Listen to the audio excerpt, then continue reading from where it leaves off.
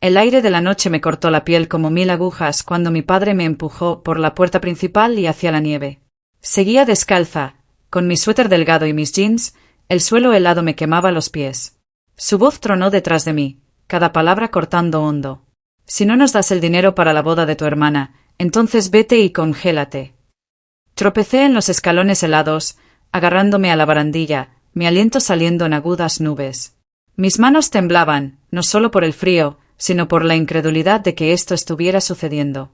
No era la primera vez que mi padre me castigaba con crueldad, pero nunca me había empujado tan lejos. El golpe de la puerta resonó como un veredicto final. Me quedé fuera. La nieve giraba a mi alrededor implacable, mientras el calor de la casa brillaba a través de las cortinas que no podía alcanzar. Mi pecho se apretó mientras golpeaba la puerta. «Papá, por favor», grité, con los nudillos doloridos por el marco de madera. El sonido de la televisión llegaba débilmente desde el interior. Risas del programa favorito de Isabella, como si nada hubiera pasado. La silueta de mi madre pasó por la ventana de la sala, pero ella no abrió la puerta. Apreté mi frente contra el vidrio, el frío quemando mi piel. «Mamá, por favor». Nada. Mis dientes castañeteaban y me hundí en el escalón, llevando mis rodillas a mi pecho. Un recuerdo cruel regresó. Un cumpleaños años atrás cuando me obligó a sentarme afuera bajo la lluvia por negarme a darle a Isabella mi mesada. Eso había durado 1 hora. Esto se sentía diferente. Esto se sentía como el final. Mi mente corría. El dinero.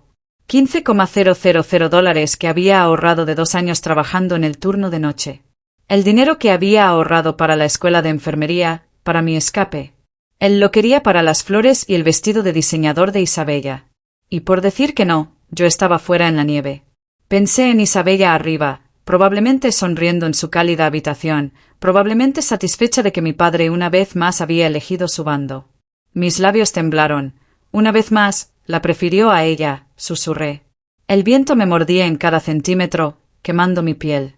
Miré hacia el mundo silencioso, salvo por el crujido distante de los neumáticos sobre la nieve. Agité la mano, pero nadie se detuvo. La vergüenza era insoportable. ¿Cómo podría explicarle a alguien que mi propio padre me había echado de mi casa por negarme a financiar la boda de mi hermana? Parecía demasiado cruel para ser real. Abracé mis brazos más fuerte alrededor de mí, el frío se extendiendo como fuego por mis venas. Por un momento, quise rendirme, acostarme y dejar que la nieve me tragara hasta que todo dejara de doler. Pero luego, debajo del miedo, una chispa de ira se encendió. Tenía 20 años. No era una niña a la que echaran fuera. Mi padre pensó que podría obligarme a obedecer. Pensó que el frío me quebraría. En cambio, el frío despertó algo dentro de mí. Mi respiración se hizo pesada, las lágrimas en mis mejillas se congelaron en hielo.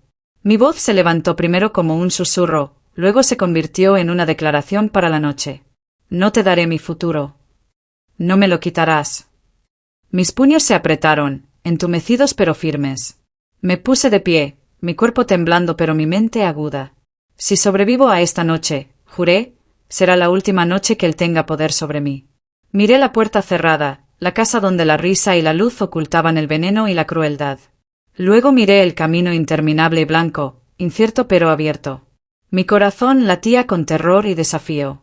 Esa noche, abandonada en la nieve por mi propia sangre, no sabía cómo, pero sabía que todo iba a cambiar. Para entender por qué esa noche la nieve llevaba tanto peso, tienes que saber quiénes éramos, o al menos, quiénes parecíamos ser. Desde fuera, los Martín parecían una familia suburbana respetable. Nuestra casa estaba pintada en tonos tierra cálidos, el césped cortado meticulosamente cada sábado por mi padre, la luz del porche siempre encendida para recibir a los invitados. A los ojos de los vecinos, éramos el epítome de la estabilidad. Un padre con un trabajo fijo, una madre que era voluntaria en la iglesia, 2 hijas que se encaminaban hacia la edad adulta. Pero detrás de la puerta principal, la realidad era más oscura. Mi padre, Ricardo Martín, gobernaba la casa con una voz de hierro. Era un hombre que creía que el respeto no se ganaba, sino que se exigía. Había trabajado en la gestión de la construcción durante años, y actuaba como si no solo construyera edificios, sino también destinos. Para él, mi hermana mayor Isabella era la joya de la corona. 4 años mayor que yo, era elegante, admirada, alabada por cada pequeño logro. En su opinión, ella no podía hacer nada mal. Y luego estaba yo, Raquel, la invisible de 20 años. La que agachaba la cabeza, trabajaba turnos en el restaurante y ahorraba cada centavo para mi título de enfermería. Aprendí rápidamente que exigir justicia significaba castigo. Mi madre, Carmen, a veces intentaba suavizar sus bordes duros, pero a lo largo de los años se había convertido en una sombra, susurrando que debía adaptarme a todo, que la resistencia solo empeoraba las cosas. En silencio, ella era leal a su autoridad, no a mí. Mi recuerdo más antiguo de este desequilibrio fue cuando tenía 8 años y Isabella partió mi proyecto de ciencias por la mitad la noche antes de la escuela. Fui llorando a mi padre, esperando consuelo. En cambio, me dijo, deja de quejarte. Tu hermana trabaja más duro que tú, ayúdala con su proyecto. Eso sentó el patrón. Cada injusticia era excusada, cada acto de crueldad descartado. Para cuando Isabella llegó a la escuela secundaria, ya la trataban como una princesa, la llevaban a salones de belleza y le daban joyas, mientras yo usaba ropa de segunda mano y contaba monedas para comprar cuadernos. Cuando Isabella anunció su compromiso con Mateo Rodríguez, la casa se convirtió en un santuario para su inminente boda. Mateo era de una buena familia, no rica, pero sólida. Y para mi padre, ese matrimonio significaba estatus, respeto, prueba de que la vida de Isabella estaba perfectamente en camino. Mi padre se dedicó a los preparativos, insistiendo en que la boda fuera extravagante. A medida que las facturas se acumulaban, su mirada se dirigió a mí. Mis $15,000 ahorrados para mi educación se convirtieron en su objetivo. Habló como si fuera algo obvio, como si se lo debiera a la familia, como si mi sueño pudiera ser sacrificado por flores, vestidos y champán. Me negué, y esa negativa resquebrajó la máscara que llevaba puesta para el vecindario. No era mi primera resistencia contra él, pero esta vez las apuestas eran más altas. Yo había estado guardando ese dinero como mi boleto para liberarme de la sombra de su control, para construir un futuro. Él lo vio como un desafío. Isabella avivó su ira, susurrando que yo era egoísta, que quería verla sufrir, que estaba celosa. Mateo se mantuvo cortés y distante, pero podía ver el malestar en sus ojos cuando las discusiones familiares se desbordaban en la cena. Aún así, nunca dijo nada. Mi madre solo repetía su estribillo. Raquel, solo dales el dinero, mantendrá la paz. Pero no había paz que mantener. Para ellos, solo había obediencia o castigo. Yo no era una chica con su propio camino, Raquel. Yo era un recurso para ser usado. Y sin embargo, incluso al describirlos así, tienes que entender la complejidad. Mi padre no era un monstruo para el mundo exterior. Entrenaba en las ligas menores, estrechaba manos en la ferretería, y los vecinos admiraban su disciplina. Mi madre horneaba galletas para la iglesia, sonriendo amablemente en las filas. Isabella publicaba fotos glamurosas en línea, la perfecta futura novia. El mundo vio una versión. Yo viví otra. Por eso esa noche en la nieve fue tan crucial. No se trataba solo de estar encerrada afuera. Era la culminación de años de silencio, de ser tratada como menos. Fue el momento en que las apariencias se rompieron. Ya no estaba dispuesta a interpretar el papel de la invisible. Yo era Raquel Martín, y aunque intentaron enterrarme bajo la culpa y el frío, algo dentro de mí se negó a morir allí. Esa noche no fue una crueldad aislada. Fue el capítulo más ruidoso en un largo libro de favoritismo, control y borrado. Y mientras estaba de pie en esa nieve, temblando pero viva, me di cuenta de la verdad. O continuaría sucumbiendo a su versión de la familia, o forjaría mi propio camino. Esa elección se acercaba rápidamente, y las líneas de batalla se habían trazado dentro de nuestra propia casa. La demanda llegó un domingo por la noche, una noche en la que la casa olía a pollo frito y la mesa de la cena brillaba con revistas de novias que Isabella había esparcido. Mi padre se sentó al frente de la mesa, con papeles y facturas frente al como planes de batalla, sus ojos fijos en mí como si ya fuera culpable. Raquel, nos darás los $15,000 para cubrir los gastos de la boda. No fue una pregunta, fue una sentencia. Me quedé inmóvil con el tenedor a medio camino de mi boca. Es el dinero de mi educación, dije en voz baja. Él golpeó la mano en la mesa, haciendo que los vasos vibraran. La educación puede esperar. La boda de tu hermana no. Isabella inclinó la cabeza, fingiendo inocencia. Raquel, ¿no quieres que tenga el día que se merece? Es mi hermana. Esto es familia. Las palabras estaban llenas de manipulación. Mi pecho se apretó mientras miraba a mi madre. Miró su plato, en silencio, como si el patrón en su porcelana de repente le resultara fascinante. Intenté de nuevo, mi voz más firme. He trabajado 2 años por ese dinero. Es mío. Su rostro se endureció, una vena palpitando en su sien. Vives en mi casa. Te atienes a mis reglas. La familia viene antes que los sueños egoístas. La palabra egoísta me apuñaló. Me volví hacia Isabella. Papá y mamá ya están pagando la mayor parte. ¿Por qué tengo que perder todo lo que he ahorrado? Sus ojos se entrecerraron, sus labios se fruncieron. Porque yo lo merezco más que tú. La frase flotó en el aire como veneno. Mi estómago se retorció. Mi padre se levantó lentamente, empujando su silla hacia atrás, y la habitación se quedó en silencio excepto por el sonido de la madera raspando el suelo. Caminó alrededor de la mesa hacia mí y se alzó sobre mí. Cuando me negué a apartar la mirada de él, su mano se levantó y se estrelló rápidamente contra mi cara. No lo suficiente como para derribarme, pero lo suficiente como para doler, para recordarme el desequilibrio de poder.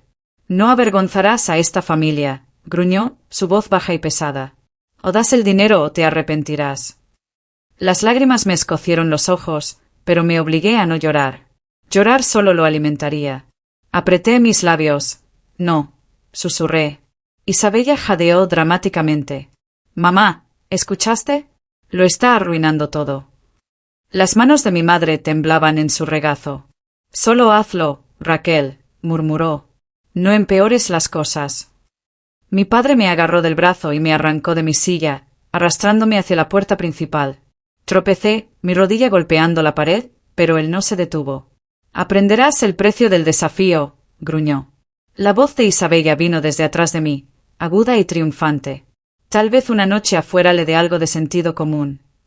La puerta se abrió, y el viento invernal se estrelló contra mí como una pared. Él me empujó hacia adelante, mi cuerpo se sacudió cuando mis pies descalzos golpearon el porche. Mis zapatos fueron arrojados detrás de mí, rodando por los escalones. La puerta se cerró de golpe, el clic de la cerradura audible, y me quedé mirando la madera que me separaba del calor, de la supuesta familia. Los copos de nieve me azotaron la cara, mi aliento se cortó, mi piel ya dolía. Golpeé la puerta, supliqué, pero el silencio fue la única respuesta. Por la ventana, vi a Isabella sonreír, susurrándole algo a mi madre. Mi padre se dio la vuelta y se sentó de nuevo en su lugar al frente de la mesa. Era como si yo no existiera. Apreté la palma de mi mano contra el cristal. «Por favor», susurré. Pero mi madre solo miró hacia otro lado. En ese momento, la verdad cortó más profundo que el frío. No solo había sido excluida de la cena. Había sido desterrada de la noción de amor de la familia. Mi valor era condicional, mi futuro negociable, y cuando me negué a entregarlo, fui descartada. Ese fue el acto de crueldad que rompió la ilusión. Tropecé por los escalones, la nieve mordiéndome la piel, y en ese mismo instante me di cuenta de algo que me aterrorizó y me liberó a la vez. Si me quedaba, me perdería por completo. Si me iba, tenía la oportunidad de sobrevivir, por pequeña que fuera, en mis propios términos. El frío era implacable, envolviéndome como un enemigo decidido a destruirme. Mis dedos de los pies ardieron y luego se entumecieron. Mis manos temblaban incontrolablemente mientras tropezaba por la entrada de la casa. La nieve era gruesa, crujiendo bajo cada paso. El mundo estaba en silencio, salvo por el aullido del viento que parecía burlarse de mí.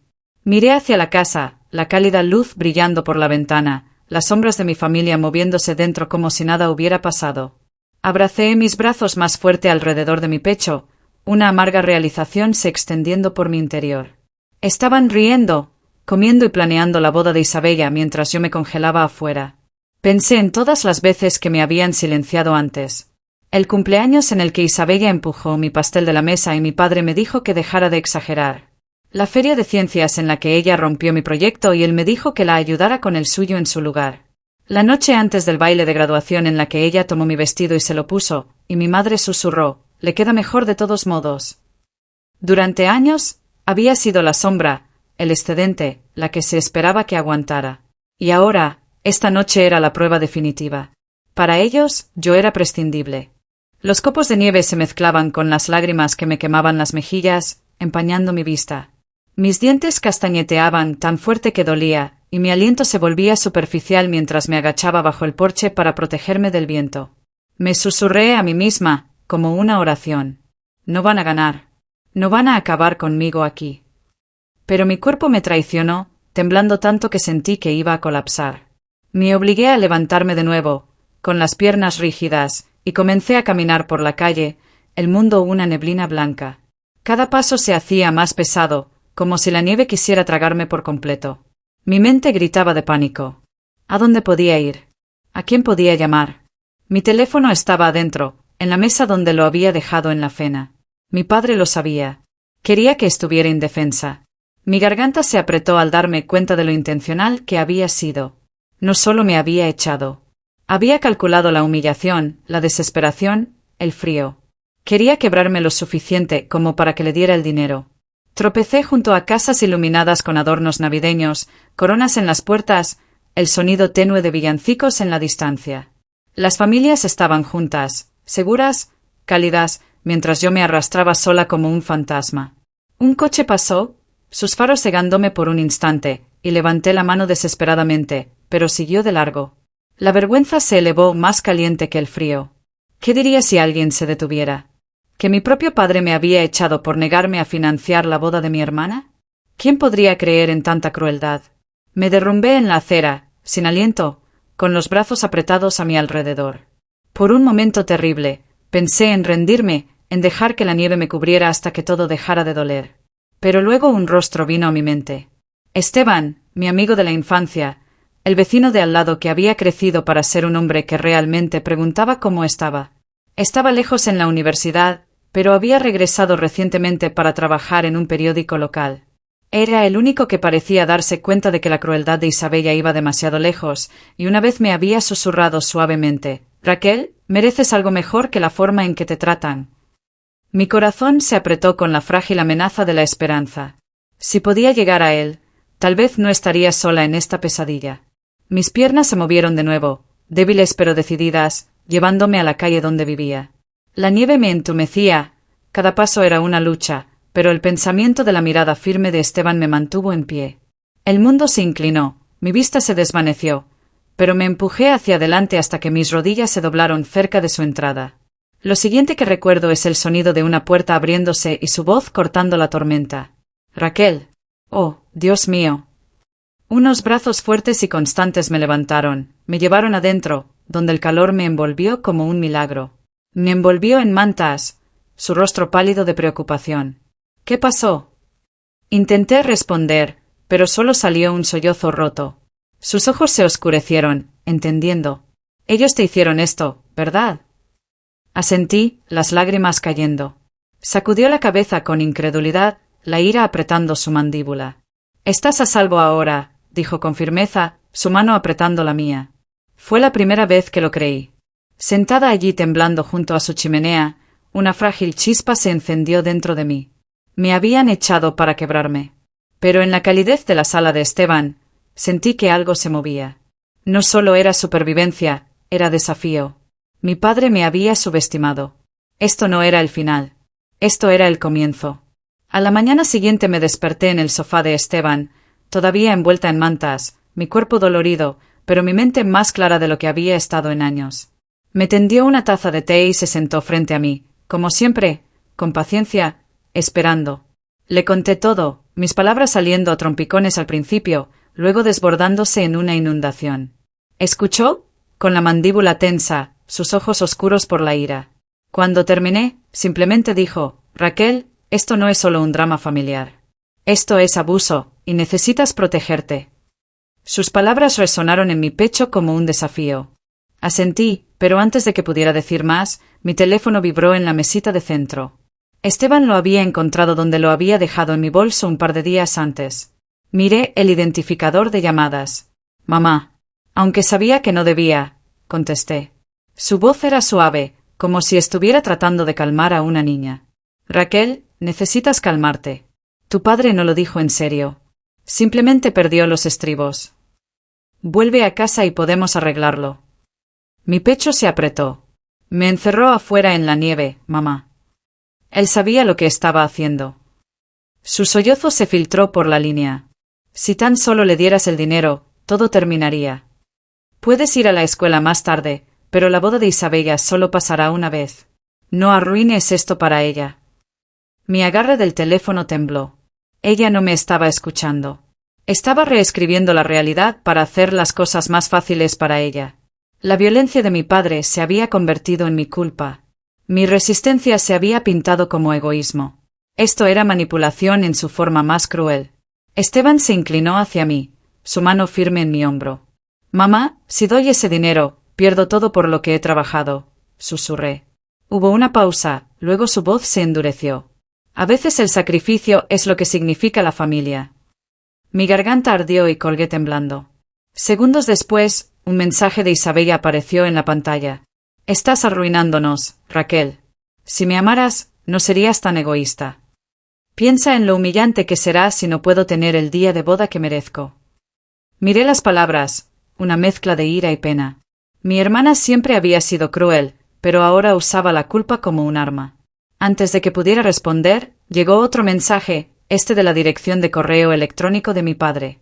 Era corto y agudo. «Si no das el dinero, ya no eres mi hija». Dejé caer el teléfono en mi regazo, mi pecho vacío. Esteban recogió el teléfono, lo leyó rápidamente, sus ojos brillando. «Raquel, esto es manipulación. Están distorsionando todo para hacerte ver como la mala. No lo creas». Su certeza me ancló, pero el dolor seguía allí. Durante 20 años, había perseguido migajas de aprobación, esperando que si trabajaba lo suficiente, si obedecía lo suficiente, un día me verían. Ahora me estaban borrando por completo. La desesperación casi me consume, pero junto a ella, otro sentimiento se elevó. Ira, no el tipo que consume, sino el que aclara. Querían que cuestionara mi realidad, que dudara del recuerdo de la noche anterior, que creyera que la culpa era mía. Pero el dolor de su mano en mi mejilla, el entumecimiento de mis pies por la nieve. Esas eran verdades que no podían reescribir. Esteban se inclinó hacia adelante, su voz tranquila pero feroz. «Tienes que dejar de pensar como su hija y empezar a pensar como tú misma. Tú eres Raquel Martín, y tienes derecho a una vida sin su control». Sus palabras rompieron algo dentro de mí. Me di cuenta de que el incidente de la expulsión no era solo un castigo. Era una prueba. Pensaron que me derrumbaría, que les daría el dinero y regresaría pidiendo disculpas. Pero no lo haría. No esta vez. Aún así, el peso de sus voces me oprimía. Los suspiros de mi madre, las acusaciones de Isabella, las amenazas de mi padre. Eran como fantasmas aferrados a mi piel. Me llevé las manos a los oídos. «No los escucharé», susurré. Esteban me quitó las manos suavemente. «No luches esto sola», dijo. «Déjame ayudarte. Deja que alguien te ayude». Sus palabras plantaron una semilla de resolución dentro de mí. Por primera vez, vi claramente que la manipulación solo funcionaba si me quedaba en silencio. Si hablaba, si exponía la verdad, el poder cambiaría, y un pensamiento más agudo creció dentro de mí. Si mi padre pensaba que su reputación era inquebrantable, si Isabella creía que su imagen de futura novia perfecta era intocable, ambos estaban equivocados. Se los mostraría, no gritando en la cocina o suplicando en una puerta cerrada, sino usando su propia arrogancia en su contra. El punto de inflexión llegó 2 noches después, mientras estaba sentada en la mesa de la cocina de Esteban, con mi cuaderno abierto y mi teléfono vibrando con mensajes no leídos de mi familia. Cada mensaje era un intento de doblegarme de nuevo a su control, otra demanda. Las palabras de mi padre resonaron en mi cabeza. «Ya no eres mi hija», pero en lugar de destruirme, endurecieron algo dentro de mí. Esteban se inclinó sobre la mesa, su portátil brillando con pestañas abiertas, su voz firme. «Tenemos que pensar estratégicamente», dijo. «No solo tienes que sobrevivir. Tienes que contraatacar». Tragué con fuerza, mis manos temblaban pero mi corazón se afilaba. Tenía razón. Llorar en la nieve había sido mi punto más bajo, pero ahora tenía que levantarme. Comenzamos a reunir pruebas. Esteban reprodujo las imágenes de la cámara de seguridad de un vecino. El vídeo lo mostraba todo. Mi padre arrastrándome a la puerta, empujándome afuera, la puerta cerrándose de golpe mientras la nieve se arremolinaba a mi alrededor. Mi aliento se cortó mientras miraba la humillación. Pero la voz de Esteban fue resuelta. «Esto es poder, Raquel. Esto es evidencia. Guardamos copias, las respaldamos, las aseguramos en discos para que nada pudiera ser borrado». Luego vinieron los correos electrónicos. Me desplacé por mi bandeja de entrada, cada línea como una daga. Si no das el dinero, no eres nada. Arruinaste la felicidad de tu hermana. Eres egoísta. Esteban me ayudó a organizarlos por fecha, a etiquetarlos claramente, construyendo una línea de tiempo de intimidación. Mi teléfono contenía los textos llenos de derecho de Isabella. Piensa en lo vergonzoso que será si no tengo la boda que merezco. Estos también se convirtieron en evidencia. Esteban escribía rápidamente, creando carpetas, su enfoque agudo. Necesitas un abogado, dijo. Alguien que no solo escuche, sino que luche. Mi estómago se revolvió. Los abogados cuestan dinero. Esteban sacudió la cabeza. Hay defensores que toman casos como este. Confía en mí. Fue entonces cuando la encontramos, la abogada Sofía Herrera, una mujer conocida en nuestro condado por manejar casos de abuso doméstico con una voluntad de hierro. Al día siguiente, me senté en su oficina. Mis manos estaban entrelazadas, mi voz temblaba, pero me expliqué. Ella escuchó, sus ojos feroces pero amables. Cuando terminé, se inclinó hacia adelante. Raquel, lo que tu padre hizo fue ilegal. Encerrarte afuera en la nieve, amenazarte por dinero. Estas no son disputas familiares. Son violaciones. Tienes derecho a presentar una demanda. Mi pulso se aceleró. Una parte de mí todavía dudaba. Es mi padre, susurré. Su expresión no se suavizó. Es un hombre que te puso en peligro. La sangre no perdona el daño. Sus palabras calaron hondo, rasgando el último velo de confusión. Durante demasiado tiempo, había creído que la familia significaba rendirse, que tenía que soportar el peso de su autoridad. Pero las palabras de Sofía me mostraron otra verdad. Me estaba permitido protegerme. Me estaba permitido contraatacar. Esa noche, Esteban y yo, bajo la guía de Sofía, construimos el caso. Reunimos el vídeo, los mensajes, los testimonios de los vecinos que me vieron temblando afuera. Cada pieza, otro ladrillo en el muro que estaba construyendo contra él. Pero no se trataba solo de una defensa legal. Sentí un hambre por algo más grande. Exposición. Mi padre valoraba su reputación por encima de todo. Isabella se nutría de la imagen, de ser admirada. Si el mundo veía lo que habían hecho, su poder se desmoronaría. Miré a Esteban, mis ojos ardiendo con determinación. No solo vamos a ir a la corte, vamos a hacerlo público. Él sonrió con crueldad. Entonces hagámoslo bien. Durante horas, redactamos comunicados, creamos líneas de tiempo, contactamos a personas en la prensa local. La experiencia de Esteban en periodismo se convirtió en nuestra arma. Me advirtió, cuando hagamos esto, no habrá vuelta atrás. Te odiarán más que nunca. Enderecé mis hombros, el recuerdo de la nieve ardiendo en mi interior. Ya me odian por decir que no. Al menos ahora, no me quedaré callada. Por primera vez en mi vida, sentí que el poder cambiaba a mí. Ya no era la chica invisible. Yo era Raquel Martín, y me estaba preparando para convertir su crueldad en su propia ruina.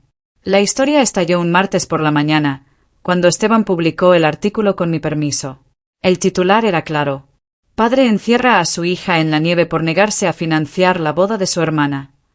Se hizo viral rápidamente, primero en el sitio de noticias local, luego en grupos de Facebook donde los vecinos comentaban con incredulidad e indignación. Mi teléfono se iluminó con mensajes de compañeros de clase, colegas del restaurante, incluso de antiguos amigos con los que me había alejado. Raquel, ¿es esto cierto? Raquel, te apoyamos. Mi corazón latía con una mezcla de miedo y euforia. Había vivido en el silencio durante tanto tiempo que hablar se sentía como salir a la luz del sol después de años bajo tierra. La respuesta fue abrumadora. Al final del día, la oficina del alcalde anunció que habría una reunión pública para abordar las preocupaciones de la comunidad, organizada por la iglesia local. Era inusual, pero la ira se había vuelto demasiado grande como para ser ignorada. Mi padre se alimentaba del respeto de esa comunidad, y ahora estaba siendo arrastrado a la luz. La noche de la reunión, Esteban y la abogada Herrera nos paramos afuera del salón. Mi estómago estaba revuelto, el zumbido de docenas de vecinos llenando las filas de sillas plegables resonando en el interior. Sostuve la carpeta de evidencia con tanta fuerza que mis nudillos se volvieron blancos. Esteban me tocó suavemente el brazo. ¿Estás lista? Recuerda, esta es tu historia. Entramos juntos. La habitación cayó en un silencio cuando la gente se giró.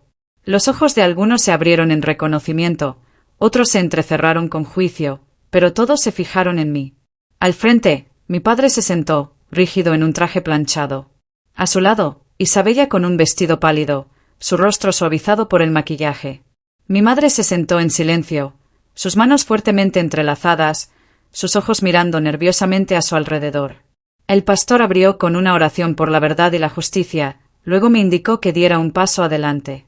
Mis piernas se sentían como piedras, pero las obligué a moverse, cada paso resonando más fuerte que el anterior. Puse la carpeta en el podio y levanté la vista. Mi voz tembló al principio, pero a medida que hablaba, se hizo más firme. Durante 20 años, fui silenciada en mi propia casa. Hace 2 semanas, mi padre me arrastró a la nieve helada porque me negué a entregar el dinero que había ahorrado para la boda de mi hermana. Hice una pausa mientras la multitud jadeaba. Algunos se removieron incómodos en sus asientos, otros susurraban, y yo continué. Esto no se trata solo de una noche. Se trata de un patrón, de un sistema familiar en el que se favorece a una hija a toda costa y se descarta a la otra cuando se niega a obedecer. Sostuve fotos de los moretones en mis brazos, capturas de pantalla de los correos electrónicos y mensajes de texto, y finalmente, el vídeo. Esteban conectó el proyector, las imágenes se proyectaron en la pared. Ahí estaba mi padre arrastrándome a la puerta, empujándome hacia la nieve, el golpe de la puerta mientras yo golpeaba desesperadamente. El silencio en la habitación era ensordecedor. La mandíbula de mi padre se apretó. Isabella se puso pálida. Mi madre agachó la cabeza. Luego vinieron los murmullos. Vecinos que una vez habían admirado a mi padre ahora murmuraban palabras como inaceptable, vergonzoso, cruel. Mi padre se levantó de un salto. «¡Mentiras!», gritó. «Está exagerando, distorsionando todo». Me miró. «Estás arruinando a esta familia por atención». Mi voz respondió, tranquila pero firme. «No, papá. Tú arruinaste a esta familia cuando elegiste el control sobre el amor». Isabella también se levantó, su voz aguda. «Estás celosa, Raquel. Nunca quisiste que yo fuera feliz». Me giré hacia ella, mi voz firme. «Quería que ganaras tu propia felicidad, no que robaras la mía». Hubo otro jadeo. La abogada Herrera se adelantó, dirigiéndose a la multitud. «Lo que ven aquí no es un malentendido. Es un abuso de poder dentro de un hogar que parece perfecto. La evidencia habla por sí sola». El pastor asintió gravemente, sus ojos recorriendo la habitación. «La gente no va a ignorar esto». La reunión cambió. Los padres se levantaron para expresar su indignación de que un hombre en el que confiaban tratara a su propia hija de esa manera. Las mujeres de la iglesia compartieron que habían notado la tristeza silenciosa de Raquel durante años, pero nunca se atrevieron a preguntar. El alcalde anunció que el caso sería referido oficialmente para su investigación. El rostro de mi padre se oscureció a medida que los muros de su reputación se desmoronaban. Golpeó el puño contra la silla. «Esto es difamación», gruñó, pero la multitud ya no estaba de su lado. Esteban se acercó, susurrando: «Eso es todo, Raquel. Ya no pueden enterrarlo». Por primera vez, sentí que el poder había cambiado por completo hacia mí. El hombre que una vez había dominado mi vida con miedo ahora estaba acorralado, expuesto frente a las mismas personas que había engañado durante años. Las consecuencias de la reunión pública fueron inmediatas y brutales.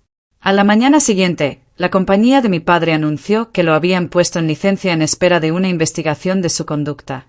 El hombre que una vez caminó por el barrio con autoridad ahora encontraba que su nombre era susurrado con asco. Los vecinos que una vez lo saludaban con una sonrisa ahora cruzaban la calle. La vergüenza caló más hondo que cualquier castigo que pudiera haber imaginado. La situación de Isabella no era mejor. El artículo sobre la reunión se había extendido en línea, y su nombre estaba irrevocablemente vinculado al derecho y la crueldad. Sus antiguas amigas dejaron de responder a sus mensajes. Sus damas de honor se retiraron silenciosamente de los planes de la boda, y sus publicaciones en redes sociales se llenaron de comentarios como: «¿Cómo pudiste dejar que esto sucediera? ¿Y qué clase de hermana se queda parada y mira?». La imagen de la novia perfecta que había cultivado durante años se hizo añicos en una sola noche. Me llamó, suplicando en los mensajes de voz, culpándome por arruinar su vida, su voz temblando de rabia y desesperación. Pero la verdad era clara. Yo no la arruiné. Ella se quedó al lado de nuestro padre mientras él me castigaba, y el mundo lo vio. Mi madre caminaba por la tienda de comestibles como un fantasma, con la cabeza gacha, esquivando miradas y susurros. Las mismas mujeres con las que una vez rezaba en la iglesia ahora le daban la espalda. Ella había elegido el silencio, y ese silencio la había marcado como cómplice. La tensión en la casa se disparó.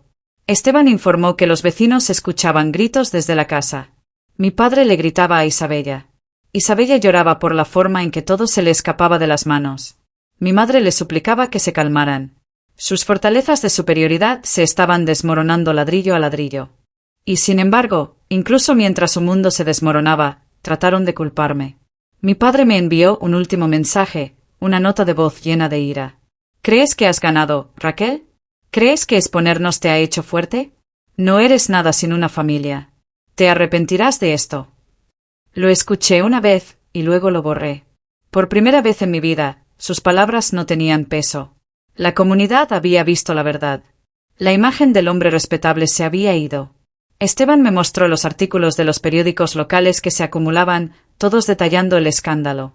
Los titulares decían: no se trata de mí, se trata de él, padre local expuesto por abusar de su hija, y la boda de la novia en peligro.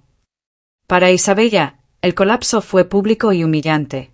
Llamó a Mateo entre lágrimas, suplicándole que se pusiera de su lado, que la ayudara a salvar la boda. Pero la familia de Mateo había visto las imágenes, había leído los artículos, y no querían ser parte de esto. Al principio, dudó, todavía atrapado entre la lealtad y la vergüenza, pero la presión aumentó. Mateo comenzó a alejarse, y el pánico de Isabella se profundizó. Una noche, la noche antes de lo que se suponía que iba a ser su fiesta de compromiso, apareció en la entrada de Esteban. La vi desde la ventana, de pie en la nieve, con el rímel corrido, gritando mi nombre. Raquel, tienes que arreglar esto.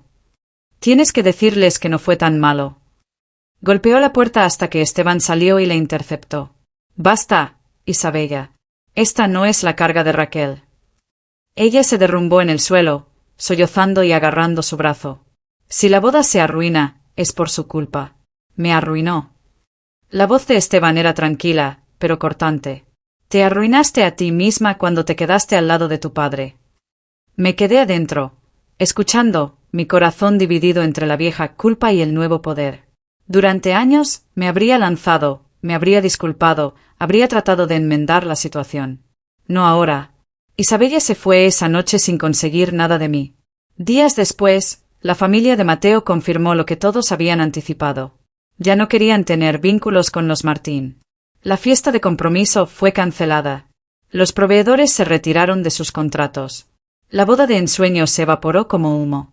La voz de mi padre, que una vez tronó con control, ahora se quebraba con desesperación detrás de las puertas cerradas. Había construido su autoridad sobre el miedo y la reputación. Ambos se habían ido. La hija de oro, Isabella, ahora enfrentaba susurros y lástima en lugar de admiración. Mi madre se aferraba a su negación, pero ni siquiera ella podía esconderse del peso del juicio público. Ver su colapso debería haberme llenado de triunfo, pero en cambio, me dejó con algo más pesado. No sentí victoria, sino una liberación. Su caída no fue mi venganza.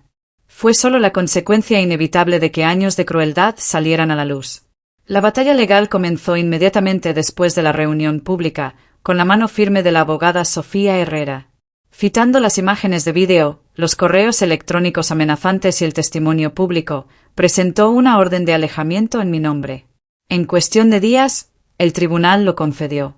A mi padre se le prohibió acercarse a mí o contactarme directamente.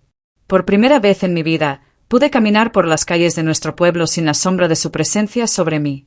Pero Sofía no había terminado. Determinada a que su comportamiento fuera reconocido no solo socialmente sino también legalmente, presentó cargos por poner en peligro y acoso. Semanas después, sentada en la sala del tribunal, observé a mi padre inquietarse mientras la evidencia se reproducía en la pantalla. El vídeo del forzándome a la nieve se repetía una y otra vez frente al juez. Él intentó hablar, de nuevo tratando de enmarcar la historia como una disciplina que había ido demasiado lejos, pero la expresión del juez se mantuvo dura. La sentencia fue libertad condicional, servicio comunitario y asesoramiento obligatorio, junto con la orden de alejamiento permanente. No era prisión, pero era rendición de cuentas. Y para un hombre tan obsesionado con su imagen, era devastador. El mundo de Isabella se desmoronó aún más. La boda, el centro de su identidad, fue oficialmente cancelada. Pero lo que golpeó más profundo fue lo que vino después. Mateo Rodríguez, el hombre con el que había soñado casarse, se pronunció públicamente. El periódico local imprimió sus palabras en blanco y negro, y también las publicó en las redes sociales para que todos las vieran. No puedo, en conciencia, vincular mi vida a una familia que trata a su propia sangre con tal crueldad y desprecio. No construiré un futuro con Isabella Martín. Le deseo lo mejor, pero no seré parte de este ciclo. Leer su declaración me causó tanto shock como una satisfacción cruel. No fue solo una ruptura privada. Fue una declaración que reverberó en toda la comunidad. Isabella había luchado por mantener su imagen de novia admirada, y ahora el hombre en el centro de su fantasía la había repudiado de la manera más pública posible. Se derrumbó bajo el peso de la humillación, negándose a salir de casa. Sus llamadas a mí oscilaban entre la ira y la súplica. Por favor, Raquel, di algo. Diles que no fue tan malo. Me rogó que la salvara, pero no me quedaban palabras para darle. Las consecuencias públicas se extendieron más allá de nuestro hogar. La compañía de mi padre emitió un comunicado condenando su comportamiento y cortando permanentemente sus lazos. A mi madre se le pidió que se retirara de sus funciones de voluntaria en la iglesia. El nombre de los Martín, una vez hablado con reverencia, ahora tenía un sabor amargo. Para mí, sin embargo, las puertas comenzaron a abrirse. Una fundación local dedicada a apoyar a mujeres jóvenes en crisis me ofreció una beca para cubrir la matrícula que mi padre había intentado quitarme. Extraños enviaron cartas de aliento, algunos incluso compartiendo sus propias historias de supervivencia y resiliencia. Por primera vez, sentí que me veían no como la niña olvidada, sino como una persona con valor. Esteban se quedó a mi lado en cada paso del camino, su presencia tranquila recordándome que no estaba sola. Una noche, me dijo, has convertido sus armas en tu poder. ¿Te das cuenta de lo que has hecho? Reflexioné. No solo había sobrevivido a su crueldad. La había expuesto, había hecho que el mundo la viera. Al hacerlo, había recuperado la parte de mí que habían tratado de borrar. El sistema legal había establecido límites. La comunidad había hablado. El repudio público de Mateo había sellado el destino de Isabella, y yo había caminado a través de todo, saliendo más fuerte. Pero incluso entonces, sabía que el capítulo final aún no estaba escrito. Todavía estaba la elección que mi madre haría, enfrentada a la hija que no había podido proteger. Un año después, yo estaba en un lugar diferente, tanto literalmente como dentro de mí. Me gradué con honores de la escuela de enfermería, caminando por el escenario con los aplausos de Esteban desde la primera fila. La beca que había recibido después del escándalo me había impulsado, pero no fue solo el dinero lo que cambió mi vida. Fue el conocimiento de que había luchado por mi derecho a existir como yo misma. No solo había sobrevivido, había construido algo nuevo. Con la ayuda de Esteban, comencé un pequeño proyecto comunitario para apoyar a las víctimas de abuso familiar, un lugar seguro para compartir historias, buscar recursos y saber que no estaban solas. Lo llamamos el Proyecto Calor, llamado así por el recuerdo de la noche en que casi me congelo y el calor que me salvó. Nos reuníamos en un modesto sótano de la iglesia una vez a la semana, pero la habitación siempre estaba llena de voces valientes, dispuestas a hablar. Aún así, incluso en esa nueva vida, la sombra de mi antigua familia se cernía. Una tarde, al cerrar la puerta del centro comunitario, la vi esperándome. Mi madre, Carmen, estaba parada en los escalones, tensa, sus manos retorciendo un pañuelo. Su rostro parecía más viejo, surcado por la preocupación, sus hombros más pequeños de lo que recordaba. Raquel, susurró, sus ojos brillando con lágrimas. He venido a disculparme. Las palabras que había anhelado y temido en igual medida flotaron en el aire. Estudié su rostro, buscando la sinceridad. Tomó una respiración temblorosa. Fui débil. Dejé que él lo controlara todo. Debería haberte protegido. Ella extendió una mano, pero yo me retiré. Mi corazón dolía, dividido entre el anhelo de una niña y las cicatrices de una superviviente. Una parte de mí quería lanzarme a sus brazos, recuperar a la madre que había necesitado durante tanto tiempo. Pero otra parte de mí, la parte más sabia, sabía que el perdón no significaba rendición. Mi voz era firme pero suave.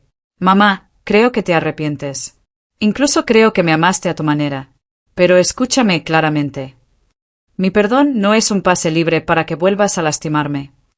Si quieres verme, será en lugares públicos, rodeada de personas en las que confío. Si no me siento segura, me alejaré. Esa es la frontera. Las lágrimas cayeron por sus mejillas. Eso es duro. Mi garganta se apretó, pero mantuve su mirada. Eso es ser un padre. Deberías haberlo intentado con Isabella. Ella bajó la vista, en silencio por un momento. Casi vacilé, casi extendí la mano. Pero luego recordé la puerta cerrada, la nieve, los años de silencio.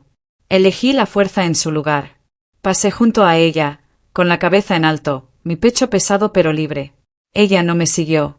Esa noche, me paré afuera de mi apartamento mientras los copos de nieve caían, un espejo de la noche en que todo comenzó. Esta vez no tenía frío. Esta vez tenía una llave, un hogar y una vida que había construido en mis propios términos. El recuerdo de la voz de mi padre ya no me atormentaba.